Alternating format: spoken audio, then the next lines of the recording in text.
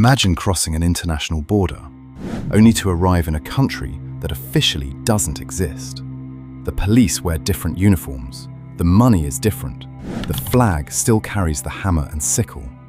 There are border guards, government buildings, a military, license plates, even passports. Yet according to almost every nation on Earth, you've never left the country you started in. Welcome to Hidden Earth, where we uncover the world's forgotten places, incredible mysteries, and true stories that are stranger than fiction. Today, we're traveling to one of Europe's strangest places to answer an incredible question. How can an entire country exist without officially existing? Our story begins with the collapse of the Soviet Union. For decades, the Soviet Union stretched across Eastern Europe and Northern Asia, controlling 15 separate republics under a single government. But by the late 1980s, that enormous union was beginning to unravel. As Soviet power weakened, many republics pushed for independence. One of them was Moldova. Located between Romania and Ukraine, Moldova declared its independence in 1991. For most of the country, independence was a cause for celebration. But not everyone agreed. Along the eastern bank of the Dniester River, many residents feared what the future might hold. The region was heavily industrialized and had a large population of Russian and Ukrainian speakers. Many worried that an independent Moldova might eventually unite with neighboring Romania, changing the language, government, and identity of the region. Tensions quickly grew. Local leaders declared that they would form their own independent republic. They called it Transnistria. Moldova rejected the declaration. The rest of the world did too. In 1992, the disagreement erupted into a brief but deadly war. The fighting lasted only a few months, but it permanently changed the region. When a ceasefire was finally reached, Transnistria remained outside Moldova's control. More than 30 years later, very little has changed. Transnistria governs itself. It has its own president, its own parliament, its own courts, its own police force, its own military, its own currency, its own postage stamps, and even its own national football team. To visitors arriving by road, it feels like entering another country. Border officers inspect passports. Customs officials ask questions. Foreign currency is exchanged. Everything about the experience suggests you've crossed into an independent nation. Except, officially, you haven't. According to the United Nations and almost every government on Earth, Transnistria is still legally part of Moldova. No major country recognizes it as an independent state. Not even Russia, despite maintaining a military presence there. So how can a place function like a country, yet not legally be one? The answer lies in the difference between recognition and reality. Recognition is a legal and diplomatic decision made by other governments. Reality is what exists on the ground. And in Transnistria, the reality is surprisingly complicated. Walk through the streets of its capital, Tiraspol, and you'll notice something unusual almost immediately. Statues of Vladimir Lenin still stand in public squares. Soviet-era symbols decorate government buildings. Red stars appear on monuments.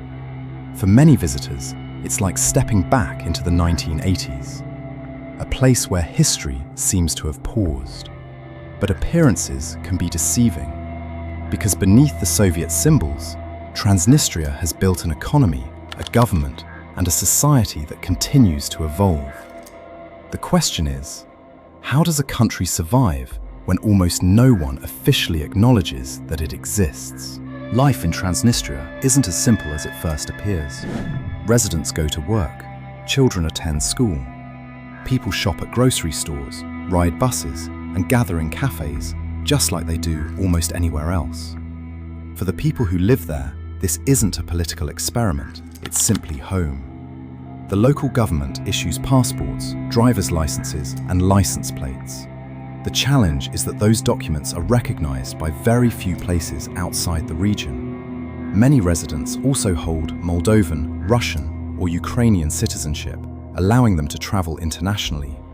It's a practical solution to living in a place that exists in reality, but not in the eyes of much of the world. The region's economy depends heavily on manufacturing, agriculture, electricity, and trade.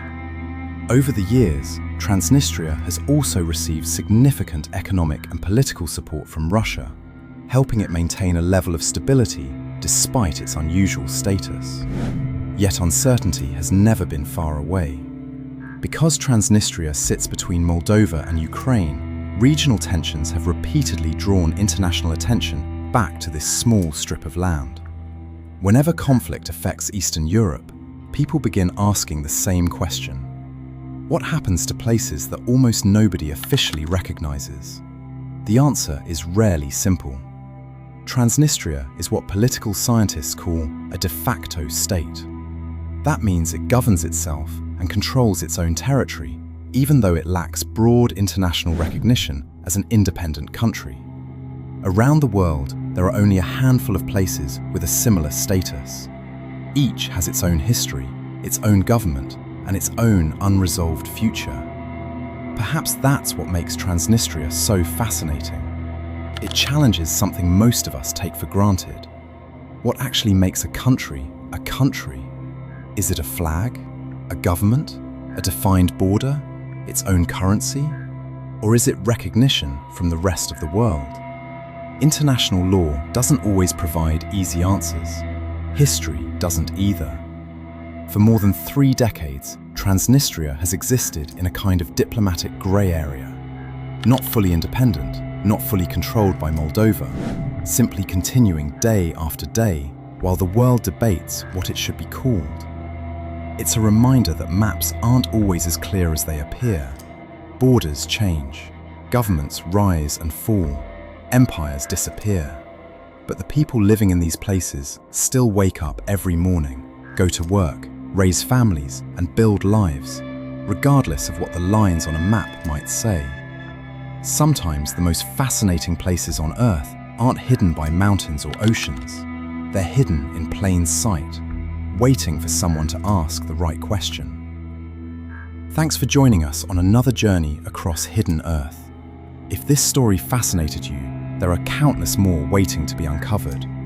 Subscribe for more documentary-style stories from around the world, and continue your journey by watching the next episode on your screen. Until next time, keep exploring.